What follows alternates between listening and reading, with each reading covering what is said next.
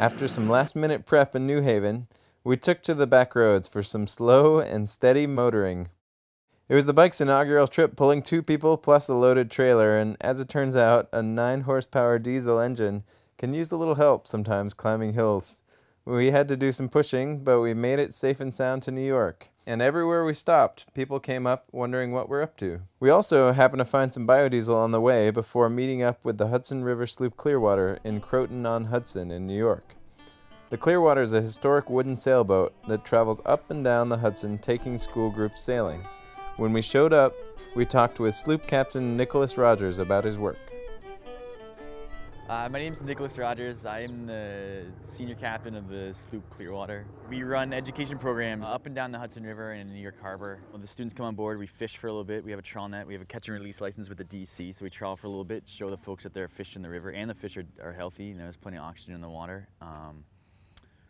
And then we set the sail, and then we sail around for a little bit, and the students rotate through 5 different educational stations. And, 6-7 years ago or something, we started teaching one of the stations about climate change. And I was really surprised at how many schools basically asked us to not teach that station anymore. Basically saying like, oh, there's not enough information about this, or like, is this too hot of a topic, or for whatever reason. I was just like, well. So then we stopped calling it the climate change station, because I think that name scares some people. I don't know if they call it climate change, but you can call it whatever you want. But sea level rise is definitely a part of it all, and like, what do we do basically with the thousands of miles of shoreline in New York City? The Hudson River is sea level. It is the sea. It's an estuary from New York City to the dam up in Troy. So if the water of the sea is gonna rise, then it's gonna rise right here in Croton Point, and it's gonna rise up in Saugerties and up in Albany.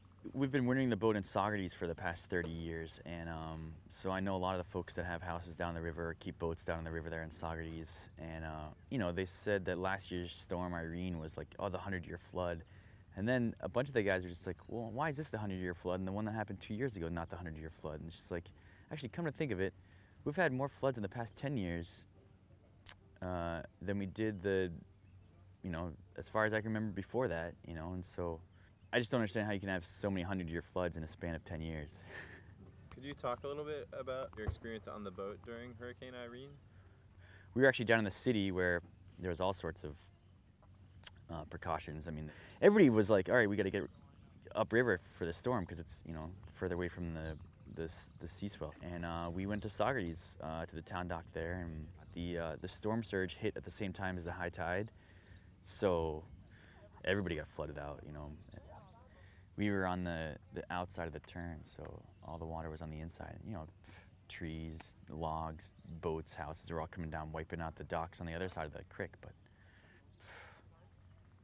houses were washed away and towns destroyed, and they're debating whether or not to build whole towns back. It's just like these quaint Catskill towns, just had a little bubbling brook, through their main street, a nice place to spend a summer. That creek turned into 5 feet of water in the stores and houses on Main Street.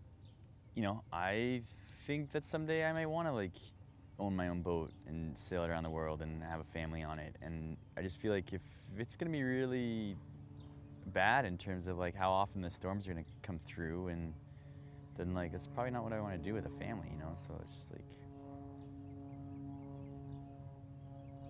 I don't know.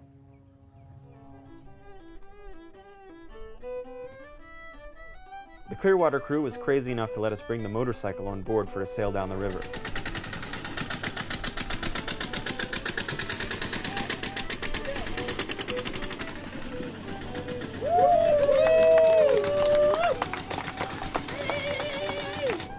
That went so much smoother than I thought it would, Eric.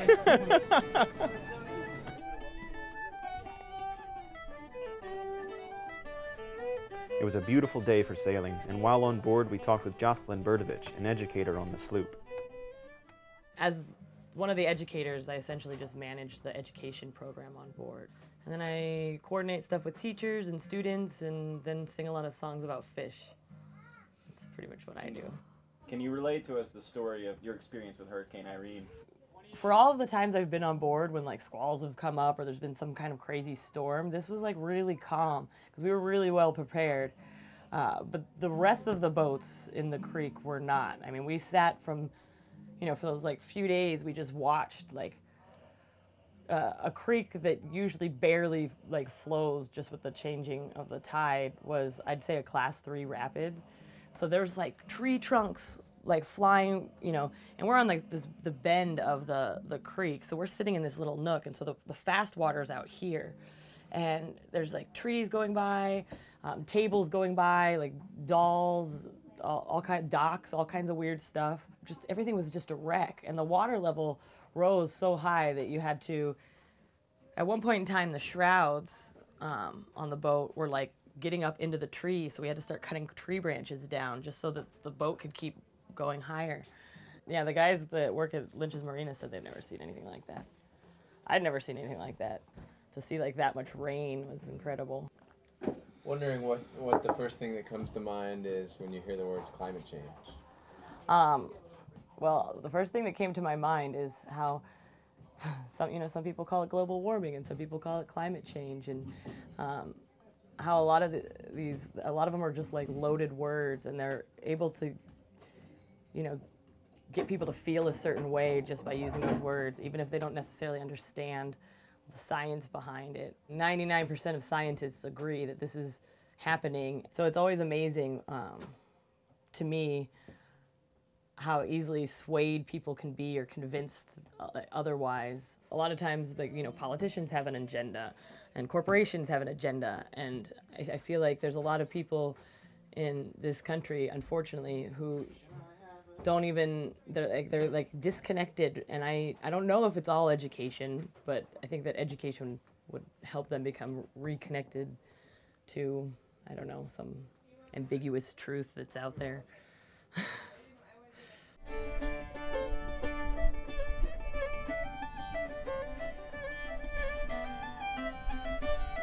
We had a great sail on the Clearwater, and after our trip across Haverstraw Bay and under the Tappan Zee Bridge, they dropped us off in Alpine, New Jersey, and waved goodbye as they headed out for their daily education sails.